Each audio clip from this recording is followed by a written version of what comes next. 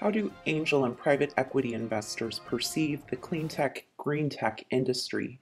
How do they manage their investments? And which opportunities do they care about? I think clean tech domestically is pretty broad.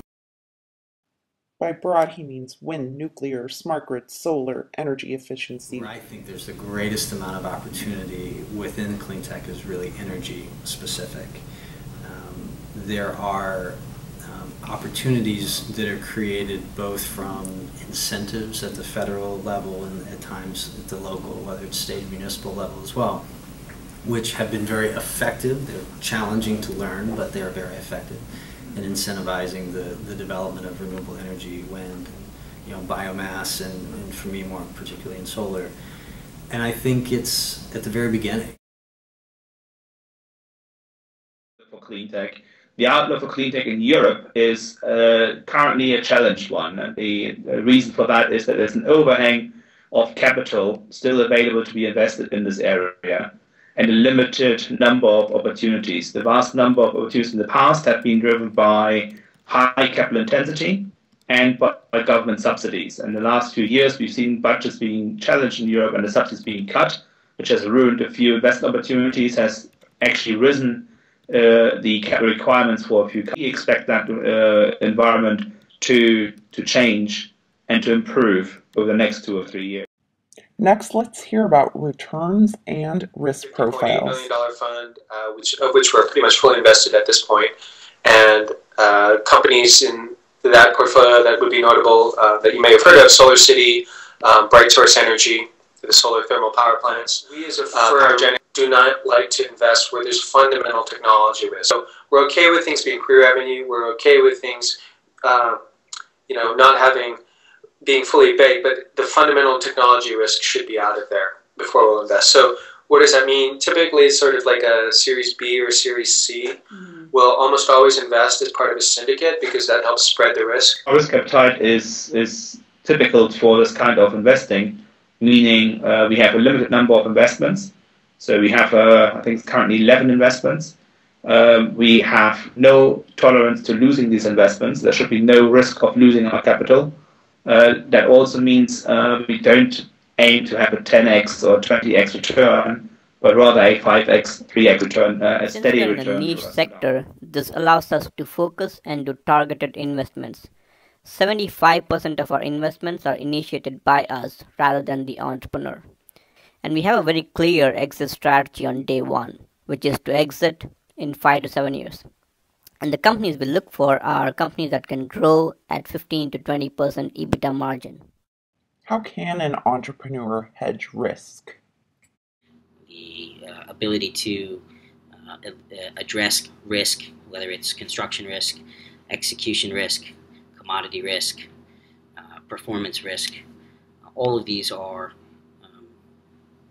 items that you look to mitigate through different strategies, whether that be through EPC wraps, insurance projects, technology guarantees, commodity hedges. Where does growth capital deal flow come from? Our network, because we've been around this space since 1996.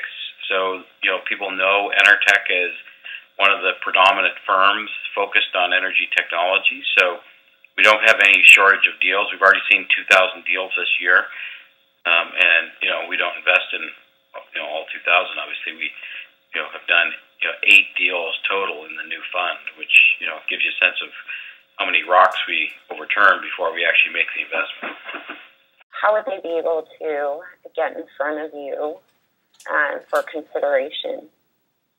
Well, it's usually our website. If someone's coming in cold and doesn't, they just know of Enertech, often we get a number of business plans that come in there, or investment bankers that know us. There's a pretty wide array of ways to get in the door. It's just whether are they really things that we're going to look at, right?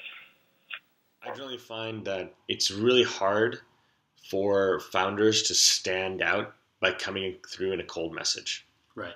Because there's going to be a lot of salesy stuff. And my immediate question is, why didn't you find someone to introduce us? What can you expect from growth capital investors? For example, Ecologic last year was looking for a new factory location to to bring their manufacturing from outsourced all under one roof. And they were looking for a site, and the company doesn't have a lot of money, right? And they have no clue where to go. But we have relationships with the Economic Development Agency. We're always active. We won't invest in a company where we're not an active investor. That's just not what we're being paid to do either. We're in there to put our stamp on the company and try and build it. Why invest in clean tech? Fun to stay at the what? I didn't think you'd be here for the interview so soon. I'm so sorry. We just have a few hours before our project's due, and I just have one or two questions. So I understand you're a clean tech angel investor. You've made a few investments. That is correct. And actually, clean tech is probably my favorite thing to invest in. I've invested in an LED light company and 2 highly alternative car companies. And when I invest in a clean tech, as well as an asteroid mining company, I'll count that as another quarter. And when I invest in clean tech, I'm not only looking at the financial picture, at whether there's money to be made and how much, but I'm also kind of giving it a second chance if I see it as something that maybe could really change the world, could really make things better. And so those kinds of companies are given a second shot, sort of, by me. I wish I hadn't said that exactly, but whatever. Okay. Well, just any advice for entrepreneurs looking to get a meeting with you? I'm pretty easy to find, and I generally eventually get around to my email. Excellent. Well, thank you so much, Ray, for your time. Really appreciate it. My pleasure.